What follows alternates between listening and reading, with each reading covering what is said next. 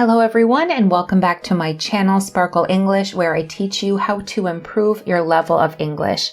In my last lesson, I talked about the difference between simple sentences and compound sentences. And in today's lesson, we're going to talk about complex sentences. If you want more videos on English grammar, make sure to check out my playlist in the description below on all of my different grammar videos. So let's begin. First, let's briefly talk about simple versus compound sentences. So a simple sentence contains one independent clause. It contains a subject and a predicate. For example, the boy cheered. Here we have a subject, the boy, and a predicate, cheered. This sentence is an independent clause. It stands alone. It makes complete sense by itself. Now, a compound sentence contains two independent clauses. It contains two subjects and two predicates, joined by a comma plus a coordinating conjunction or a semicolon. For example, the boy cheered and the girl laughed. This is a compound sentence. Here we have two independent clauses, or two simple sentences. The boy cheered, the girl laughed. And we combine this by a comma plus a coordinating conjunction, which are the fanboys, for and nor, but, or, yet, so.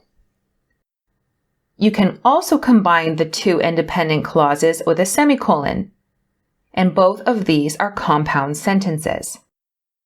So, what is a complex sentence? A complex sentence contains at least one independent clause and at least one dependent clause. For example, if it rains tomorrow, we won't be able to go outside. Here we have the dependent clause, if it rains tomorrow, and we have the independent clause, we won't be able to go outside. We know this is a dependent clause because it contains a subject and a predicate. However, it contains this subordinating conjunction. If I went to my friend and said, if it rains tomorrow, she wouldn't understand what I mean. That clause does not make sense by itself. We need to add it to the independent clause in order for it to make sense. Here's another example. She decided to go to bed early because she was tired. We have our independent clause.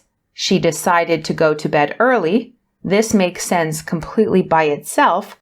However, the dependent clause, because she was tired, this doesn't make sense by itself. We need the independent clause in order for it to make sense. Now, in both of these sentences, we have a subordinating conjunction, if, and also because. And essentially, these subordinating conjunctions make this clause dependent, because she was tired makes sense by itself. However, because she was tired is a dependent clause. It doesn't make sense by itself. So let's look at some more examples. So subordinating conjunctions are commonly found in complex sentences. There are many different types of subordinating conjunctions. I won't talk about all of them now, but I will do a video shortly about this type of conjunction. But here are some more examples. Before she left, she said goodbye to her friends. We have the dependent clause in purple, before she left, and the independent clause in blue. She said goodbye to her friends. And we have the subordinating conjunction before. As soon as he saw her, he knew he was in love. We have the subordinating conjunction as soon as. Even though he was nervous, he did great on the test. Again, we have subordinating conjunction even though, which turns this clause into a dependent clause. Jackson didn't pass the test even though he studied hard. Now you can see here that we have reversed the order. And in all of these examples, we could reverse the order. She said goodbye to her friends before she left. He knew he was in love as soon as he saw her. One thing important to note is that if the sentence begins with a dependent clause, we have a comma after it. Before she left, comma, and then we introduce the independent clause.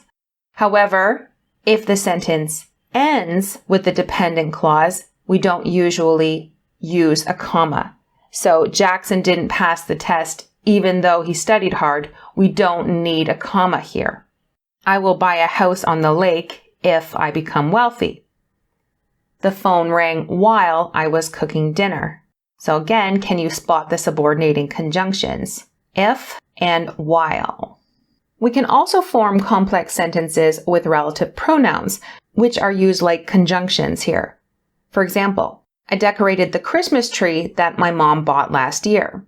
That my mom bought last year is the dependent clause in this sentence, and I decorated the Christmas tree is the independent clause. She married a man who she met at the train station. We visited the restaurant where my parents had their first date. So now let's do a quiz. You have to identify the simple, compound, and complex sentences. Number 1. They packed their bags quickly and began their trip to the mountains. Number 2. I submitted my project before the deadline.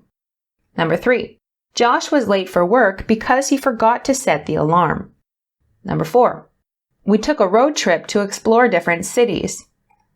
Number 5. It's been a long day. I'm going to have a short nap. Number 6. Even though he is a kind man, he isn't good at teaching. Number 7. When I was a little girl, I used to build snowmen with my siblings. Number 8. The children and the teachers laughed and chanted during the tournament. Number 9. They looked up in awe at the magnificent mountains. Finally, number 10. Charlie and Lucy have very different personalities, but they are best friends.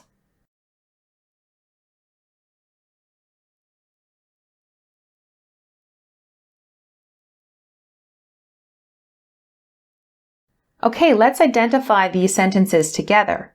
Number 1 is actually a simple sentence. I know the sentence is long, but this sentence does not have 2 independent clauses. They packed their bags quickly is an independent clause, but the second part of the sentence, began their trip to the mountains, is not an independent clause. This is actually a compound predicate because both of these verbs have the same subject, packed and began. So this is just a simple sentence. Number 2 is also a simple sentence. We only have 1 independent clause. Number 3 is a complex sentence. Josh was late for work because he forgot to set the alarm. We have the independent clause, Josh was late for work, and we have the dependent clause with the subordinating conjunction, because he forgot to set the alarm. Number 4 is a simple sentence. We took a road trip to explore different cities, just 1 independent clause. Number 5 is a compound sentence. We have 2 independent clauses joined with a semicolon. Number 6 is a complex sentence. We have the subordinating conjunction, even though. It begins with a dependent clause, even though he is a kind man, and it finishes with an independent clause. Number 7 is also a complex sentence. We have the subordinating conjunction when I was a little girl. Number 8 is actually a simple sentence. It's a simple sentence with a compound subject, the children and the teachers, and also a compound predicate. Laughed and chanted during the tournament. Number 9 is also a simple sentence. And finally, number 10 is a compound sentence. We have 2 independent clauses. Charlie and Lucy have very different personalities. They are best friends. And these 2 independent clauses are joined by a coordinating conjunction, but, and a comma. Okay, so let me know in the comments section how many you got correct out of 10. I know this was a little more difficult. If you want more practice on different types of sentences, let me know in the comments section of this video. Thank you very much for watching. Make sure to subscribe to Sparkle English for more lessons like this one, and I will see you in my next video.